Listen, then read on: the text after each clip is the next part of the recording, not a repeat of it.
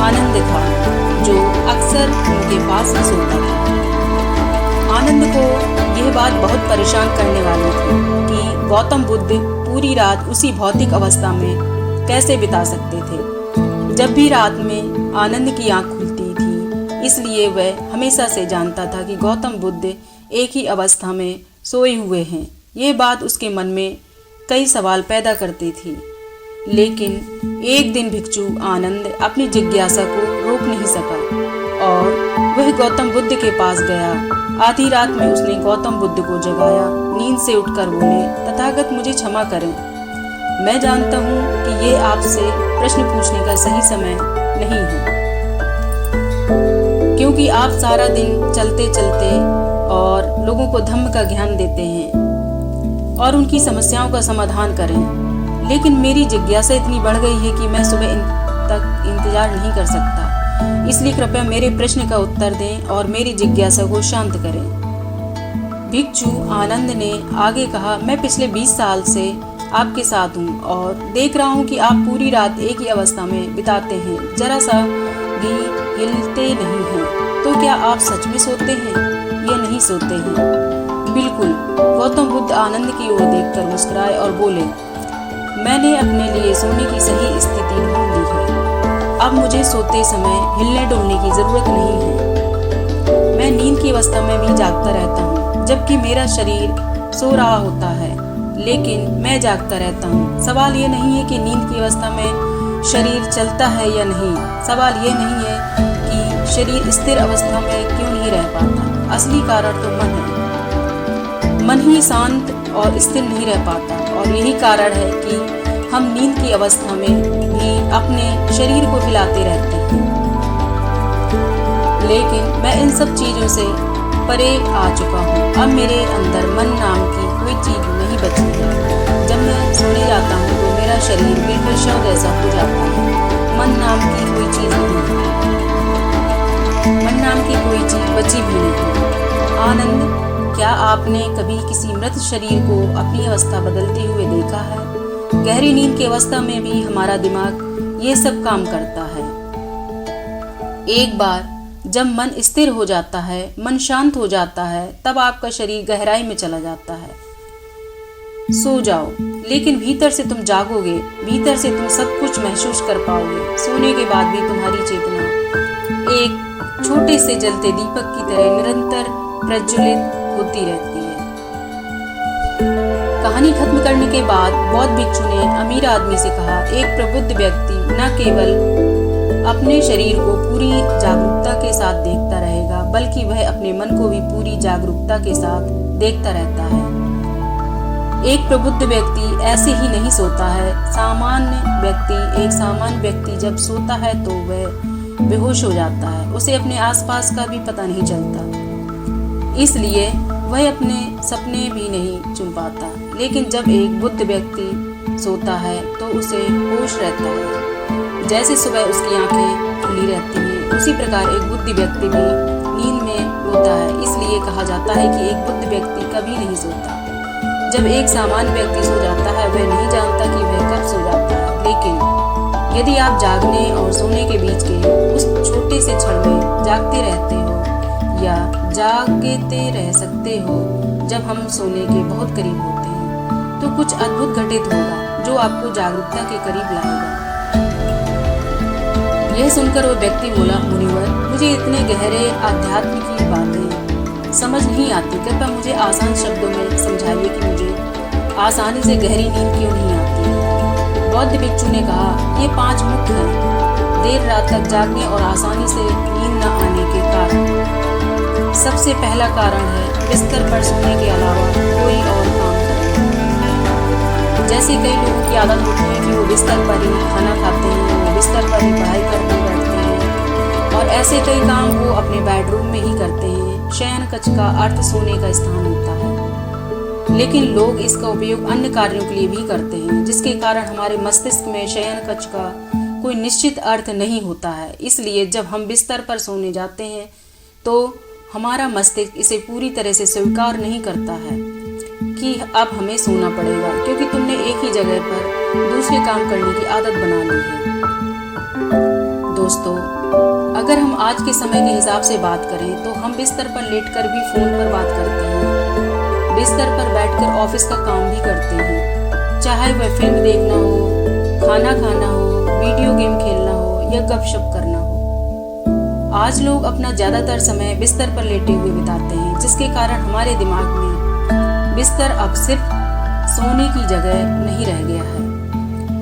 ये एक बड़ा कारण है कि जब हम बिस्तर पर जाते हैं तो घंटों तक नींद नहीं आती। बौद्ध भिक्षु ने आगे कहा, बौद्ध आश्रमों में भिक्षु सुबह उठते ही अपना बिस्तर छोड़ देता है और फिर रात के समय ही वापस बिस्तर पर जाता है, जिससे उसके दिमाग को पता चल जाता है कि बिस्तर पर जाने का मतलब बिस्तर पर जाना है, यानी कि है निद्रा। अच्छी और आरामदायक नींद न मिलने का दूसरा कारण है सोने का कोई निश्चित समय न होना। बौद्ध भिक्षु ने कहा, अगर आप सुबह जल्दी और पूरी नींद के साथ उठना चाहते हैं तो आपको रात में जल्दी और एक निश्चित समय पर सोने की आदत डालनी होगी। बौद्ध आश्रमों में रहने वाले भिक्षु हमेशा रोशनी लेते हैं और सोने से कुछ घंटे पहले एक निश्चित समय पर आसानी से पचने वाला भोजन करें और हर दिन एक निश्चित समय पर सो जाएं।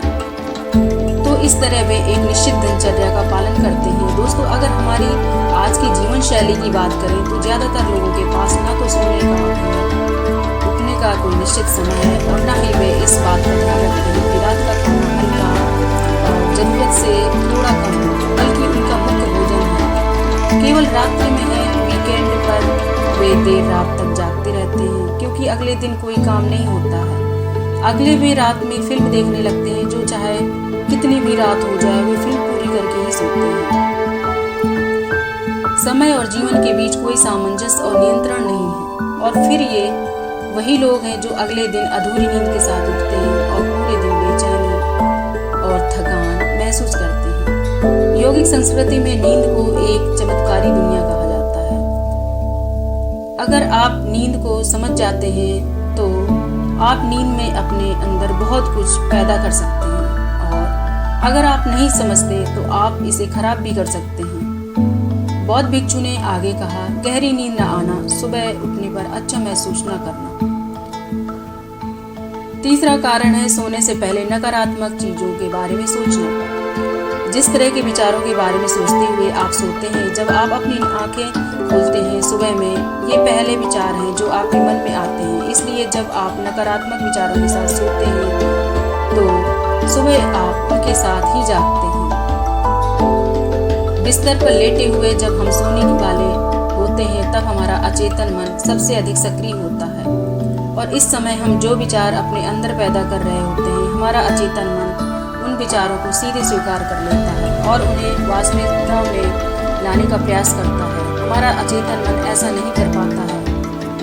अच्छे और बुरे विचारों में से चुने। ये नहीं जानता कि हमारे लिए क्या अच्छा है क्या बुरा है, ये बस प्राप्त जानकारी पर काम करना शुरू कर देता है। इसलिए हमें सोते समय अपनी समस्याओं और नकारात्मक विचारों के बारे में सोचने की बजाय अच्छी बातों और चीज़ों के बारे में सोचना चाहिए जिसे हम अपने जीवन में पाना चाहते हैं। हमेशा रात को सोने से पहले और सुबह उठने के बाद उन बातों के बारे में सोचें जो आपके जीवन में सकारात्मक बदलाव ला सकती है। अच्छी और गहरी नींद न आने का चौथा कारण है गलत तरीके से सोना। बौद्ध भिक्षु ने कहा, आपने सुना होगा कि भारत में अक्सर कहा जाता है कि उत्तर की ओर सिर करके नहीं सोना चाहिए। ऐसा इसलिए है क्योंकि जब हम उत्तर की ओर सिर करके सोते हैं तो पृथ्वी के चुंबकीय खिंचाव के कारण हमारे शरीर का बहुत सारा खून मस्तिष्क की ओर जाने की कोशिश करता है और इस कारण मस्तिष्क में पाई जाने वाली नसें बहुत पतली हो जाती हैं। इनके फटने का खतरा बढ़ जाता है। अगर कोई व्यक्ति बहुत बूढ़ा और कमजोर है तो उसकी मृत्यु भी हो सकती है। लेकिन आमतौर पर जो लोग उत्तर दिशा की ओर सिर करके सोते हैं, जब वे सुबह उठते हैं तो उनके सिर में तनाव महसूस होता है और वे पूरी रात बेचैनी में या करवटें बदलते हुए बिताते हैं। दूसरी गलती जो लोग अपने सोने की स्थिति में करते हैं वो ये है कि वो बस किसी भी तरह सो जाते हैं। उन्हें इस बात से कोई फर्क नहीं पड़ता कि उनकी रीढ़ की हड्डी सीधी है या नहीं। लोग अक्सर पेट या किसी भी चीज के बल सोते हैं, जबकि हमें कोशिश करनी चाहिए कि या तो हम सीधे सोएं या फिर बाई ओर करवट लेकर सोएं। इससे शरीर के अंगों पर अतिरिक्त दबाव नहीं पड़ता है। सोते समय बहुत मोटे गद्दे का प्रयोग न करें, क्योंकि इससे आपकी रीढ़ की हड्डी झुक जाती है और गहरी नींद में बाधा आती है। इसके अलावा ज्यादा मोटे तकिए का इस्तेमाल न करें, इससे आपकी गर्दन ज्यादा मुड़ती है और शरीर में तनाव महसूस होता है। इससे आपकी गहरी नींद में बाधा उत्पन्न होती है। देर रात तक नींद न आना और रात भर नींद में बेचैनी का 5वां कारण है। अधिक मात्रा में और देर से पचने वाले खाद्य पदार्थों का सेवन करना। अगर आप रात के समय घुटन भरे और अत्यधिक तली पदार्थों का सेवन करते हैं तो इससे हमारी नींद में खलल पड़ता है, क्योंकि इन पदार्थों को पचाने में बहुत अधिक समय और ऊर्जा लगती है। इसलिए अगर आप ऐसे पदार्थों का सेवन करते हैं तो कोशिश करें कि सोने से करीब 3-4 घंटे पहले इनका सेवन करें। व्यक्ति ने कहा, मुनिवर, मैं ये तो समझ गया कि गहरी और आरामदायक नींद न आने के क्या कारण है, लेकिन अब क्या आप कुछ ऐसे उपाय बता सकते हैं जिन्हें करने से हमें गहरी नींद लेने में मदद मिलती है? बौद्ध भिक्षु ने कहा, मैं आपको कुछ ऐसे काम बता सकता हूँ